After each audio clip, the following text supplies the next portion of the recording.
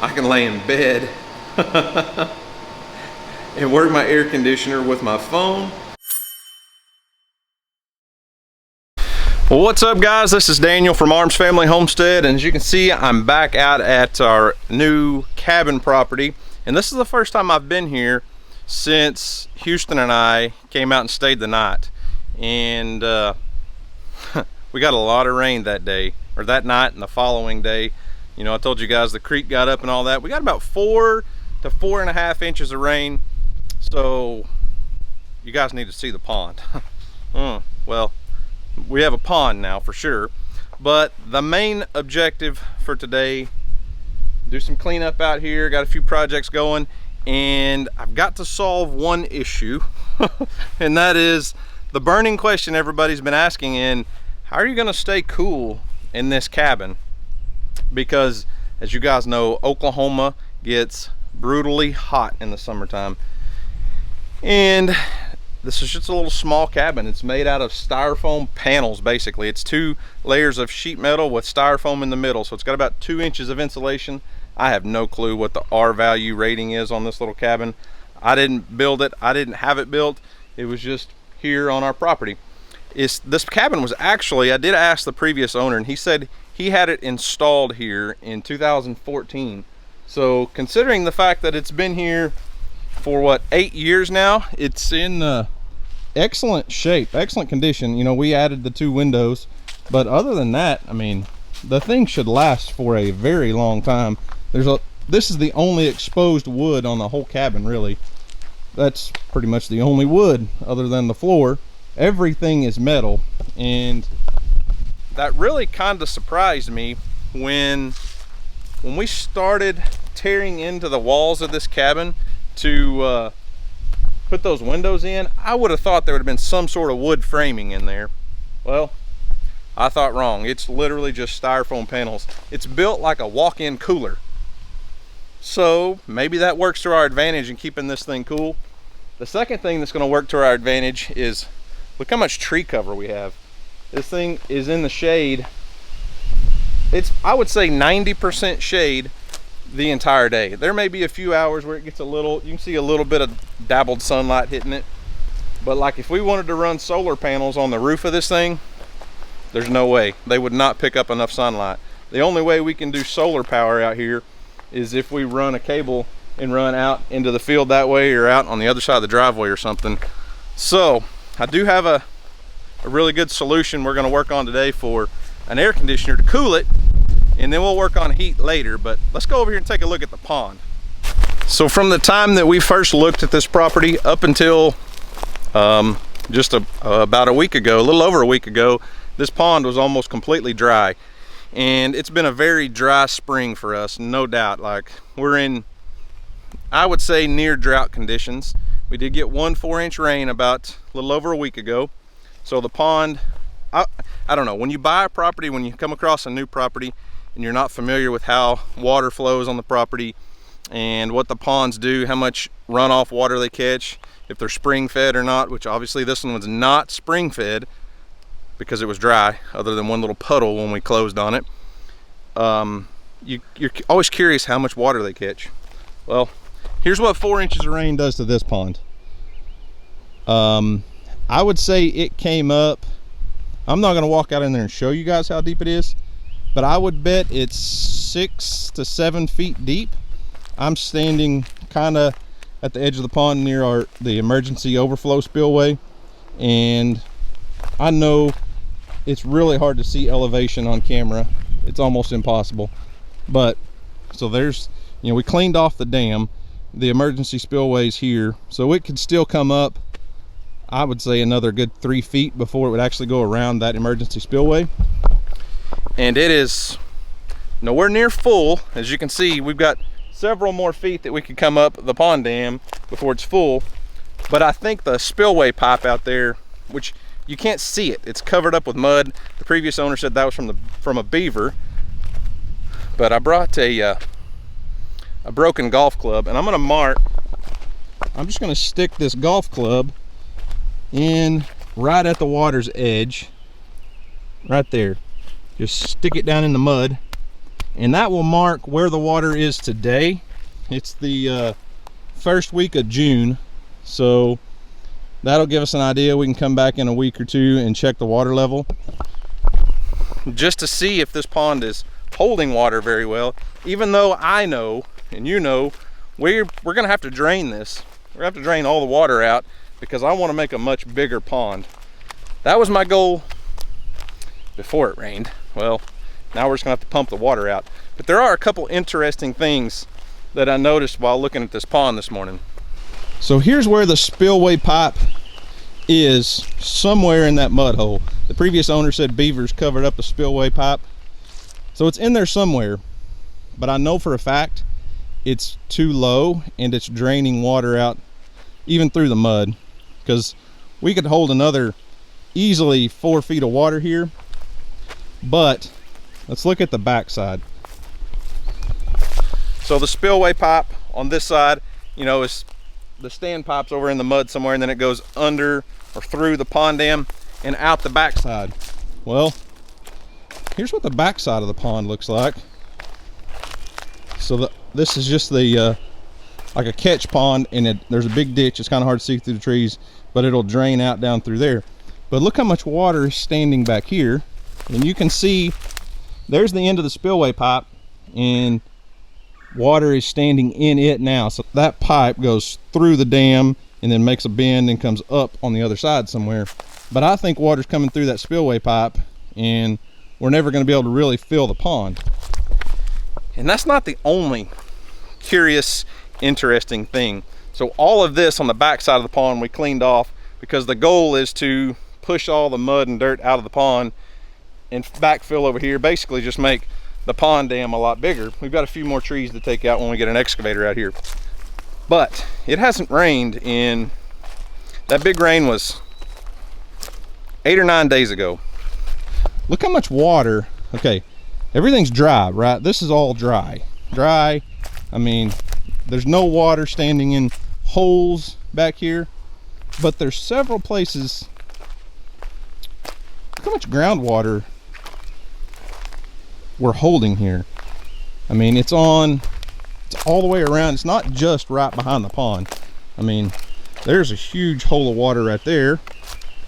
And if we walk back here all the way around this brush pile, the ground is muddy here. Nowhere else on the property is it like this. And there's the tailwaters of the ditch from, you know, that spillway pipe. And we're 6, 7, 8 feet higher than that ditch. But look how much water's standing back here. I mean, just for perspective's sake, there's standing water over here. The ground is wet, like completely wet. And we are 200 feet behind the pond dam. It's very interesting to me. I don't know why.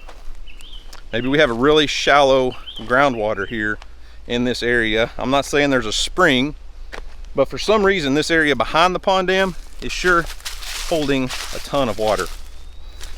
But either way, I am sweating like crazy because Oklahoma's 90-degree temperatures and 90% humidity. Let's go work on the air conditioner. So when it comes to cooling this cabin, like I said, I think it's going to be fairly easy to cool this thing, and we're not trying to cool it like our house. The one thing, like when Houston and I were here the other day, we stayed the night, it was pretty cool. It was in the 60s. We didn't get hot all night, but the humidity was really high, and with no airflow in there, with high humidity, when we got up that morning, like our hat bill felt moist, our clothes, like you put your shirt on, it just felt wet. And that's a huge part of cooling a space, is bringing that humidity down. That humidity is what makes you sweat really bad and makes you hot. So even in your house, your air conditioner or a window unit or your car, you know, on a hot day, you look underneath your car and there's that condenser is just dripping water. It's because it's pulling that humidity out of the air. Well, if we can pull the humidity down and get temperatures, you know, down in the mid 70s, I think this little space will be super easy to cool, keep cool with the shade and everything. So you guys have seen in the past, in the past several videos at the cabin, We've done a lot of stuff with EcoFlow, and EcoFlow sponsored several videos, and today's video is sponsored by EcoFlow. But I honestly feel like this goes way above and beyond just a little video sponsorship, because EcoFlow hit us up about the time I was thinking, what am I going to do for air conditioner? EcoFlow sent me an email and said, we're coming out with a new portable, lightweight, off-grid, small space air conditioner, and it's called the EcoFlow Wave. It's a 4,000 BTU unit, and you can buy it just like this or with a extra battery. There's several different ways to run this. It'll run for, according to the website, an estimated 3 hours on, when you're 3 hours of cooling and several more hours of just fan use only on just this battery. So it's kind of a small battery, but there's several ways of running it. You can, this is the, well, I don't want to unplug this right now, but you can run it. Look, this thing is sitting here blowing cold air on my tailgate. You can run it on a standard 110 plug-in outlet if you got a generator. You can run it on solar power, but what I'm going to be doing is using it with a combination of my EcoFlow Delta Max and the extra battery. So it will run just strictly plugged into the EcoFlow Max extra battery. So we can have this powering the air conditioner for about 8 hours, according to EcoFlow, and then we still have the Delta Max. So here's another thing I could do. This has 2 plugs on the side. What we can do, if we choose, run the EcoFlow Delta Max, plug in the extra battery, and then also plug in the EcoFlow Wave. Now, I haven't tested all this out yet, but in theory, that should give us, about 8 hours of runtime a piece, plus what we're pulling already. So that's 16 hours. So we can come over here easily, spend the night, run the air conditioner constantly, pull that humidity down, pull the temperature down, and I think we'll stay pretty cool. But I've got a couple things. I'm going to turn this off real quick. It has to run for a minute or two before it'll shut off. But I've got a couple things that I want to do to basically do more of a permanent install, because this is just going to stay here at the cabin and it needs to be vented out. So we're not just blowing hot air out the back and cold air out the front. We got to vent it outside. So I bought a like a dryer vent. Actually, I think it's a microwave vent. I'm going to put a bunch of hole in the wall and hook this thing up. But it's made to be for small cabins, RVs, tents. If you're a tent camper, oh my goodness, can you imagine the difference this would make blowing cold air into your tent? There's a couple different ways you can set it up. You can set this thing outside if you had a tent with an awning or a safe space so it wouldn't get damaged from rain. You can set it up outside so you don't even have to listen to it. Or you can put the hose set up on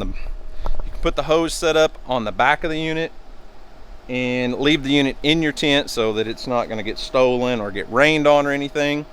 And with it inside your tent, you just run the hose out one of the doors or windows or whatever you got on your tent. I'm telling you what, having a little cool air in a tent and pulling that humidity out of the air, oh my goodness, game changer if you're a tent camper, trust me. Now I know it says that the battery pack will only run this on its own for about 3 hours, but that's on strictly cooling. So if you set it, set your thermostat to, say you set it for 75. Once it gets down to 75, it's going to switch to just fan, and then it'll run a lot longer on the fan. It'll run 6-8 hours on just the fan.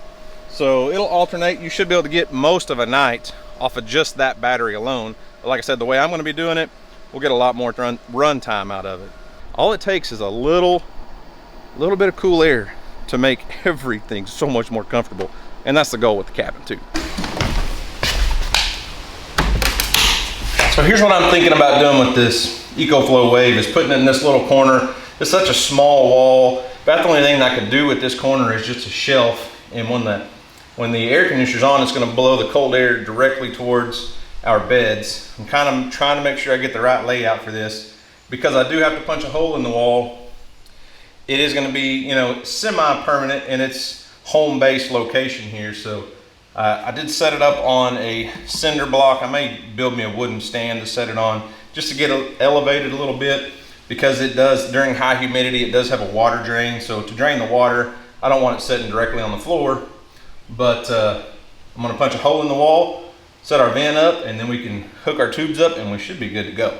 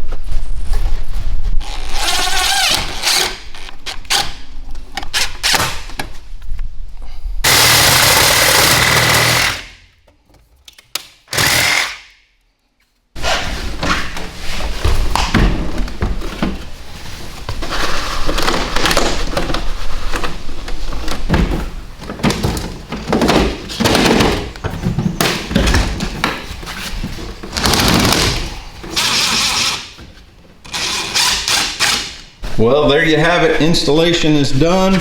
And when I turn it on, the little flapper here will open. And like I said, it's not permanent setup at all. I probably really didn't even need this hose clamp. I just went ahead and put it on there just to seal off more of the air. This is actually an air intake. You could theoretically, or honestly probably be better, to poke another hole so you draw in air from the outside, but we're gonna recirculate the air that's already in here. And then cold air in, hot air out, and there is a water drain right here during high humidity. And speaking of high humidity, situations like right now, you see how sweaty my hat is, shirt. It reminded me of a comment someone made the other day. I think it was on I'm a Survivor Sanctuary on Lester's channel, and he screenshot it and sent it to me and Jason, and he said, whoever it was said something to the effect of, it's clear to see that Lester's the hardest working guy in those group of 3 friends because he's the only one that ever gets sweaty. Well, that's just because my alter ego's name is Sweaty Daniel. I sweat, I sweat a lot. I mean, as you can see the hat is soaking wet, and all I did was cut one little hole. Perfect circle. I mean, it was a perfect circle, fit right. I mean, anyways, I just don't like showing you guys Sweaty Daniel all the time. Sweaty Lester's out all the time. Like, that's his main character, I guess. But anyways, I'm going to shut the door. I went ahead and plugged in the lights because with all the doors shut, it's really dark in here. There's not a ton of light comes in, but now all the windows are shut, by the way. There's no airflow. It's like an old stale cracker in here right now. We're gonna turn this bad boy on. And it's only running on the additional battery pack. Like I said, you can buy it without that. And I really probably don't need it because I do plan to run it on this so that I can get, 6 to 8 hours of runtime as opposed to 3 to 5 or 6. Just turn it on.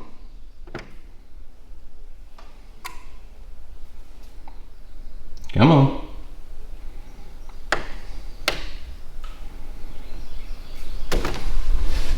Oh, my battery went off. Huh. That makes a difference, doesn't it?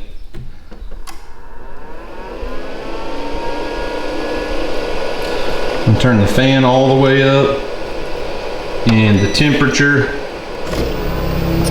we're gonna turn her all the way down for now.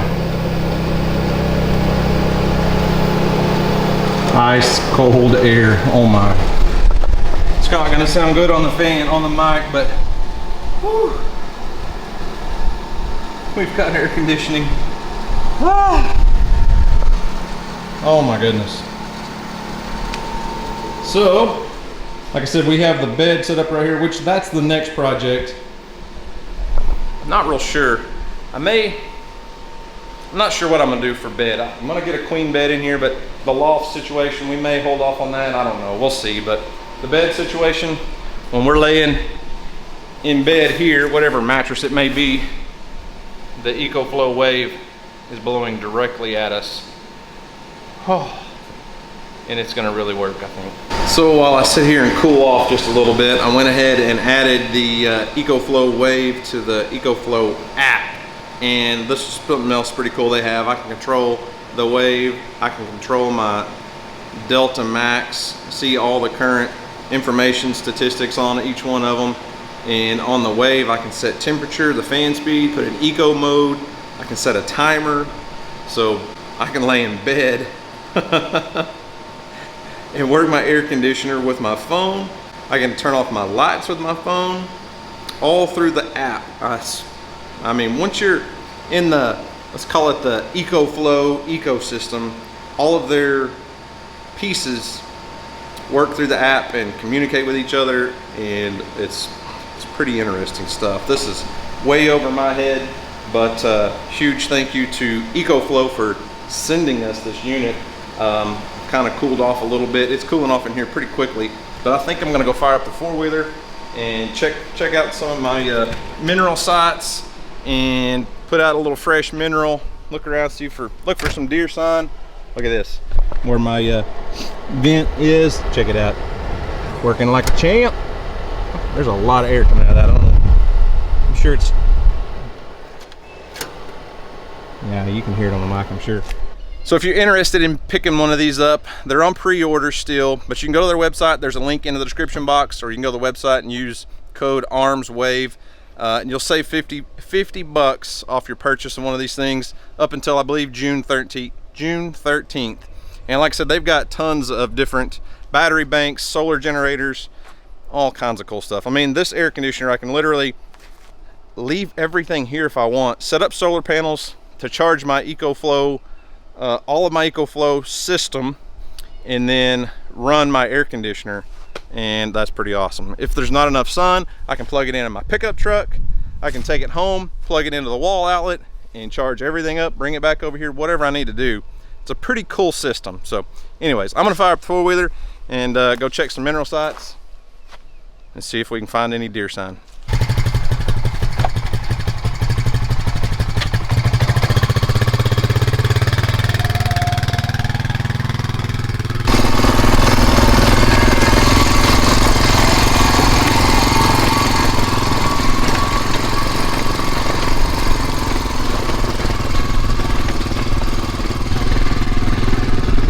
You know, I really wish we could have got to the pond project before the rain started, and we had the perfect opportunity while the pond was just completely dry during this little drought. But it's not the end of the world. We didn't get it done, and we can always pump the water out. I'm sure it's going to be a long, hot summer, so there's always more time to work on the pond, but we'll get it done eventually.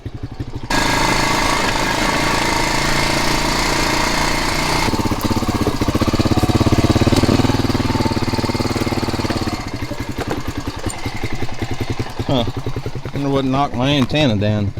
Probably a raccoon or a possum.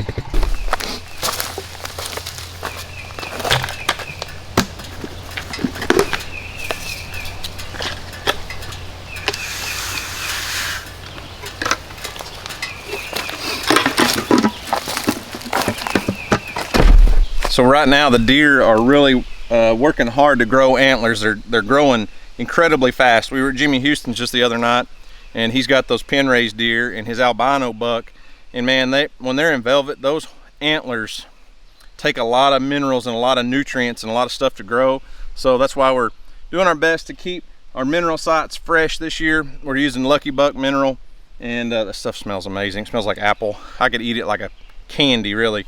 But you can't even tell there was anything on the ground here, and it's been probably less than a month since I poured out about a half a bucket of that mineral. So we're getting a ton of pictures of deer and pigs and stuff coming in, and this is, you know, kind of on the edge of our big food plot clearing that we cleared out a couple months ago. And Houston and I, and then Emily, are incredibly excited to see what kind of bucks this place produces, because we're in a very good whitetail hunting area. And as you can see around us, it's perfect habitat for white-tailed deer, and there's just no telling what kind of bucks are running around this property.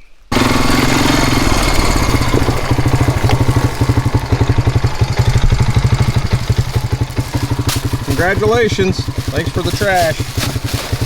I hate balloons sometimes, people let them go.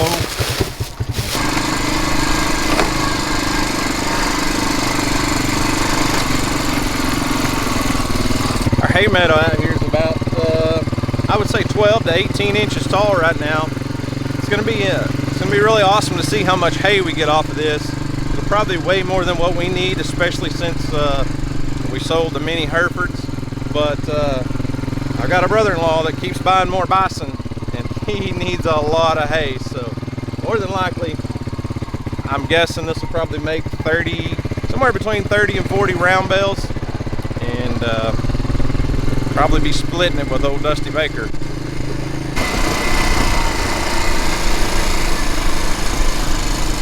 Ah, somebody left the lights on in the cabin. Wonder who that was. Now, I didn't bring a thermometer or anything, so I can't tell you exactly how much cooler it is in the cabin, but I'm really curious to see if we can feel much difference. Let the lights react. The lights, I'm not sure about these string lights. I may have to change something out and do something a little bit different. It lights it up. Just not sure if I like that dull look, but let's see. It's not 100% cooled off in here by any means yet. We were only gone for about 20 minutes, but I would say it's probably come down 6-7 degrees in here. You can definitely tell a difference in the humidity, which is a huge thing. So I think it may take it a couple hours to really bring the temperature down in here, because we've got big tall ceilings and stuff, but I can definitely tell a difference. All right, well guys, that's gonna do it for me today. I think I've got to get home, get cleaned up. Houston's got a baseball game this evening, and then we got church tomorrow evening, and we got another baseball game. A lot going on. I was really hoping to get to come out here and stay the night, but it just didn't work out right now. Houston's actually in a church camp, like from 8 o'clock in the morning to 5 o'clock in the evening all week this week, and I didn't realize that was this week, because I was wanting to get this thing all installed. Me and him come out here and stay the night and see how we could get everything to perform over a more extended time frame. But I promise you, we'll be back out here. We're going to be doing some camping. Well, we're going to be doing some cabin glamping, because let's face it, as I said in the last video when we were out here, we're not about roughing it right now. This is not a like survival channel and going out and making a shelter in between two sticks. That's the Outdoor Boys. I love that channel. I love watching Outdoor Boys. Luke and his kids do some crazy wild stuff. He'll take a moose hide and go sleep on the ground in Alaska when it's -20 outside. I'm more about that comfort, putting air conditioning in my cabin. And then this winter, I'd really like to put a wood stove of some sort in there. I don't know, we may do propane just for the convenience, little propane stove heater, but there's something about a wood stove that just, man, it really heats you up. And when you've been outside hunting all morning or all evening, come back into the cabin with a nice wood stove, that wood burning fireplace, that wood burning stove just warms you to the core. That's what we have in our house, and I absolutely love it. But anyways, air conditioning. Probably have the air conditioning solution for our little cabin. We'll see. We'll test it out. We'll give it, it's summer's here. We're fixing to be in triple digits, and I don't know how well we'll be able to cool the cabin when it's 100 degrees. But days like today where it's 85 to 90 and we're full shade, I don't think we'll have a bit of problem cooling this thing with the EcoFlow Wave. So like I said earlier, go check them out. There's a link in the description box. It's pre-order right now only. If you're a off-grid type person, you like camping, you need something for your RV, this thing is so versatile. You can do so many different things with it, so many different ways to charge it. So anyways, guys, that's all I've got for today. Thanks for watching. I hope you enjoyed it. Y'all have a great day, and as always, we'll see you on the next video.